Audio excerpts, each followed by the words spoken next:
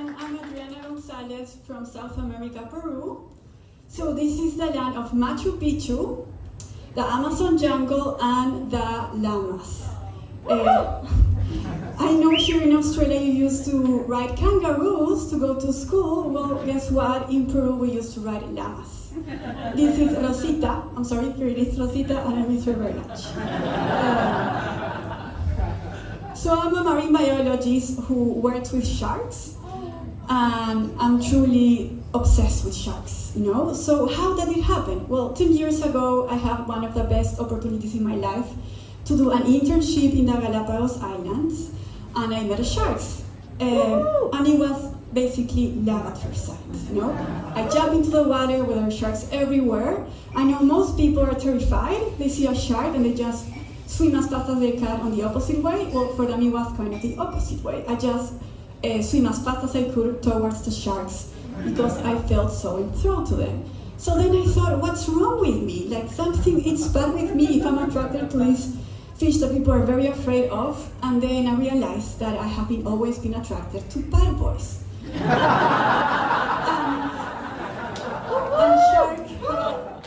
And sharks have a famous reputation for being the bad boys of the ocean.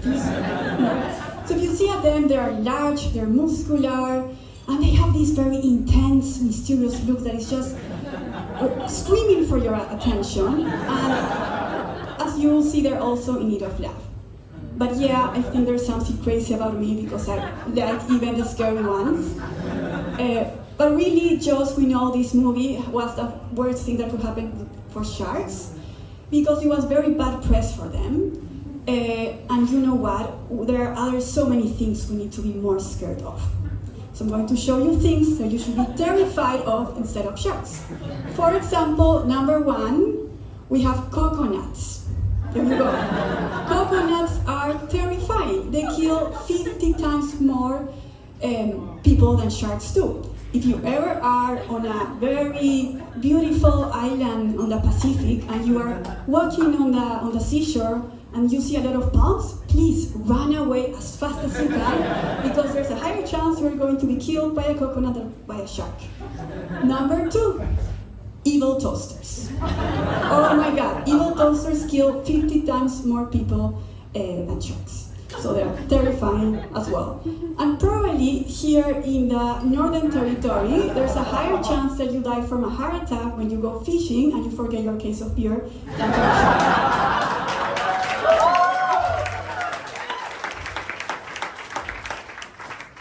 But the truth is that sharks should be terrified by us. Every year, 100 million sharks are killed because of us. So why are we killing so many sharks? Because we're eating them on a massive amount. If you have ever had fish and chips, probably you have, there's a very high chance that you have eaten a shark. Flake is the commercial name for sharks everywhere. So we're killing sharks every single day. Some people will say, but what about killing all the sharks? What's going to happen? Nothing. Well, the truth is that sharks are very important for the marine ecosystems. They're the successful predators. They have been here more than 400 million years. That's much more longer than dinosaurs, and they're the supreme predators of the ocean. So they have a very important role in the marine ecosystem by keeping in balance all their prey, and they prey a lot of fish, squid, seal, most of the species out there. So it's very important that we protect them because if not, we'll have like overpopulation of their prey, depleted resources. They also kill the sick and the weak prey out there, so they're kind of the ones in charge to having a healthy ocean, and we all need a healthy ocean as well, so they're very important. And the most important, very important message is that sharks are in risk of extinction. Around 37% of all species are with a high chance of getting extinct because of overfishing. So they are the second most endangered group worldwide. So we have the amphibians, second are the sharks, and the third one, you have any idea what could be? Sea cucumbers. Sea cucumbers. No, it's more related to us, is redheads. Redheads are critically endangered. Is any redhead here in the room? Please raise your hands. Yeah, very few ones of you. But yeah, they're very bad. And well, since I started working with sharks, I have been developing an attractions to endangered species. So that's why now my boyfriend is a redhead. And that's good for me because I changed the bad to the endangered boys. So basically, how can we protect sharks, stop their extinctions? Well, policymakers need to know where are these critical shark habitats so we can protect them. It's very important to identify these areas around the world. That is why in 2022 I joined a team of scientists who is mapping globally all these critical shark habitats for sharks around the world. So what are important shark areas? Basically are areas that are critical for sharks for their vital functions.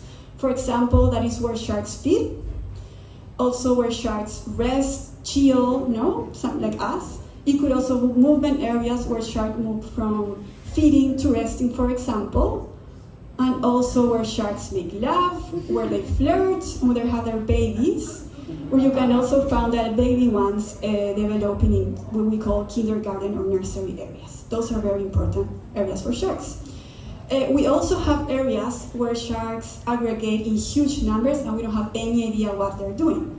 For example, scientists have been trying to identify why there's this huge aggregation of juvenile females, and they recently discovered the reason why is because they're going to, there you go, to Taylor Swift concerts.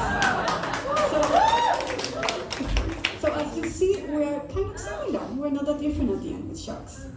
So how can we study these areas where there's a lot of technologies going on? We can just tag them and track them to know where they are. We can use aerial surveys like drones or put cameras underwater. But most of the research sadly comes from markets and landing sites where sharks are dead and it's easy and cheap to study them. But we can also study them diving, as was for me when I met sharks underwater. So my research as a PhD student is based more on understanding how citizen science, does anyone know what citizen science is? Yes? So basically it's anyone that is not a scientist can contribute to research projects. And we have 10 million divers out there. So my research is trying to understand how citizen science, especially divers, can contribute to the identification and monitoring of shark critical habitats. Some people will say, but we know a lot about their habitats. The truth is we don't know, and it's biased towards location. So sharks are all over the world, and most of the information that we have comes from a few countries like Australia, USA, and Canada. And we're also biased towards species. So most of you know about the whale shark. Maybe some of you have dived or swim with sharks, with a whale shark. Woohoo! Yeah! Yeah, this is one of the most famous sharks, and they eat always with a group of fans, paparazzi follow the whale sharks everywhere to swim with it. But if you really think about it, they are very cute, but they're also quite lame. They're the nerdy of the oceans. They eat plankton, not even meat, So, and there's so many other cool sharks that we don't know anything about. For example, we have the ninja shark. We don't have no idea, nothing about this shark, so we need to put more our efforts on those species. We have the lantern sharks. There are 50 species. They are little sharks that live very deep into the ocean, and they glow on the dark. They're super cool. We even have the matrix shark. So we have around more than 500 species of sharks, and most of them, there's nothing about them, so we can protect their critical habitats. And even scientists are discovering new species almost every year. There's a last-minute announcement that in Jamaica, scientists discovered a new species of sharks. Have you heard about it? No? It has become, oh my God, so famous, so rapidly. It's trending in media. I will present you the reggae shark. It's real. It has its YouTube channel. You have to check. It has its own song, so I recommend it to go and look up for that. So, about to finish, and I just want to make it clear, if you can remember anything about this presentation, is that sharks are a very important group of predators, and they are in our urgent need of our love. So next time, if you see a shark, it's all about changing your perspective. And